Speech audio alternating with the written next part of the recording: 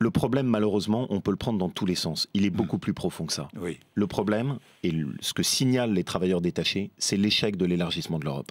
Oui. On ne peut pas continuer en réalité avec une Union européenne qui s'est élargie aussi loin, dans laquelle on a mis aussi vite des pays comme la Pologne, comme la Roumanie, comme la Bulgarie, et auquel on applique le principe de libre circulation de ces travailleurs détachés.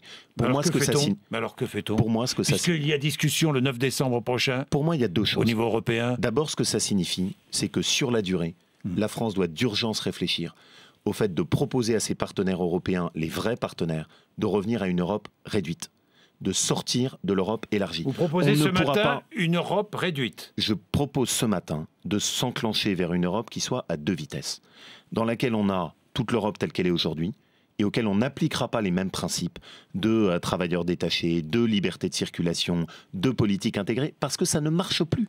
C'est-à-dire ce que montrent ces 300 000... Combien de pays pourraient faire partie de cette Europe réduite? Pour moi, on est sur un noyau dur qui, au plus large, va avec les pays qui sont dans la zone euro, au plus large. Parce que tout ce que je vois, c'est que sur l'ensemble... La Pologne est dans la zone euro? Non, bien sûr que non. Monsieur Bourdin. Alors d'autres pays... La Bulgarie, Monsieur Bourdin, non. Alors là, vous ne pouvez pas être à la fois pas bon en calcul et pas sur l'euro.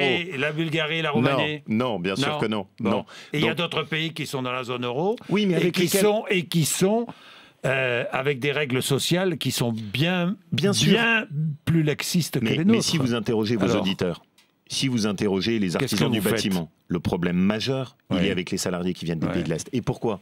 C'est tout simplement parce qu'on a fait une erreur. On ne peut pas faire l'Union européenne avec la liberté de circulation sur autant de pays. La deuxième chose... 28 pays en Europe, 15 pays dans la zone euro. 17 de mémoire. 17 maintenant? 17. Mais à vérifier, je Alors, préfère donc 17 pays. Votre Europe réduite, c'est 17 pays? Pour moi, en tout cas, ce noyau dur, qui est-ce qu'il incorpore? La France, l'Allemagne, les pays du Benelux, l'Italie, sans doute l'Espagne et le Portugal, mais pas tellement plus. Pas tellement plus. Pourquoi? Parce qu'aujourd'hui, ce que je constate, c'est qu'avec le Royaume-Uni d'un côté, avec les pays d'Europe centrale de l'autre, on n'arrive plus à faire avancer l'Europe. Et que ce que signale ce qui est en train de se passer sur les travailleurs détachés, c'est en fait la maladie de l'Europe. C'est une maladie de l'Europe qui a trop de pays différents, avec des règles sociales différentes. Alors maintenant, si on en vient à cette règle des travailleurs détachés, bon, d'abord, la première chose, c'est qu'il faut contrôler. La deuxième, c'est qu'il faut sanctionner.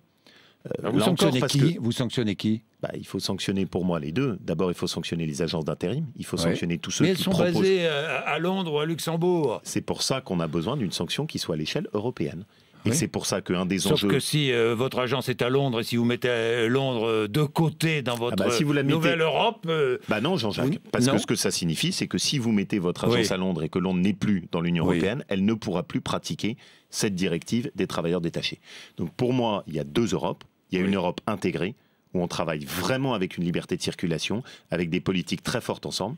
Et il y a une Europe plus large, sur laquelle on peut faire de l'économie, on peut faire du travail ensemble, on peut faire un marché économique. C'est donc la proposition que vous faites ce matin? Exactement, parce que sur tous les sujets que je vois autour de moi, sur l'Union européenne, je ne fais aujourd'hui que constater qu'on s'est mis dans une impasse.